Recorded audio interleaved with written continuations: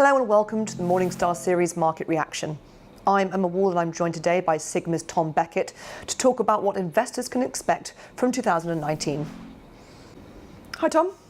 Greetings, thank you.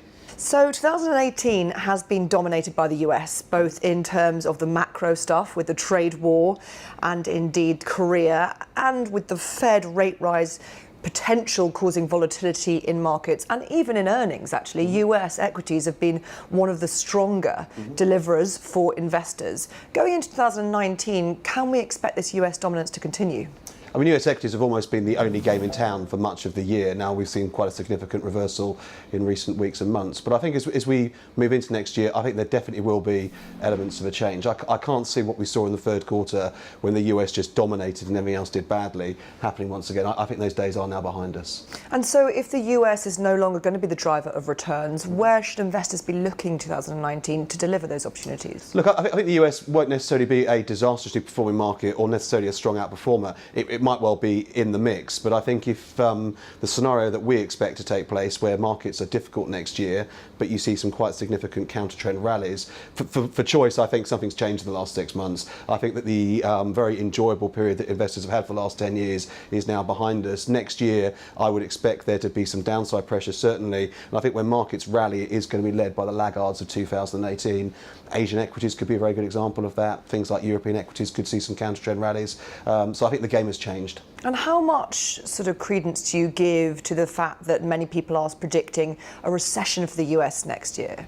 I don't think it's next year, but I think very much we believe that we're coming towards the end of this cycle. But, you know, in terms of baseball analogies, if we're in the ninth innings, we know the ninth innings can go on for quite a long time. And indeed, quite a few baseball games, much to the disappointment of many people, then goes into overtime as well. So I don't think necessarily a recession is imminent, but I think it's quite obvious the economy in the US has slowed quite considerably in the last few months. And there's lots of indicators pointing towards that. And I think we see a further moderation of growth next year before the end of the cycle comes quite quickly. And I think, you know, talk of recession isn't too far away, but I don't think it's as imminent as some people are suggesting. Aside from the US recession and aside from the US equities coming off a bit, where are the main risks in 2019 for investors? There's plenty. There always is plenty of risk, but I think at this point in time we are monitoring a number of different things which could well cause problems. I think focusing on Asia in particular, my research suggests that actually we're going to see further earnings downgrades as we move through the first part of next year. You could say that the market has already reflected that, but I think earnings disappointments around the world could well be a factor as we move through next year.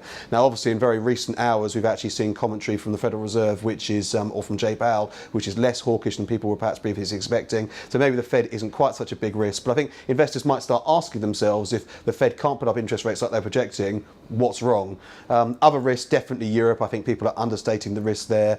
As I travel around the world, most problems always seem to me to come back to Europe, and I think that's still quite a big risk as we move to next year. And global geopolitics also present a risk. Now, on the flip side of that, you know, there's lots of risks to talk about. I think that asset markets have obviously reset valuations, and so that gives me a bit more confidence. And I'm probably find myself more confused than I have been in recent years, when 2016 really quite optimistic, last year optimistic but fading, this year cautious. Next year, I think confused is probably a message I would have. Tom, thank you very much. Thank you. This is Emma Wall from Morningstar. Thank you for watching.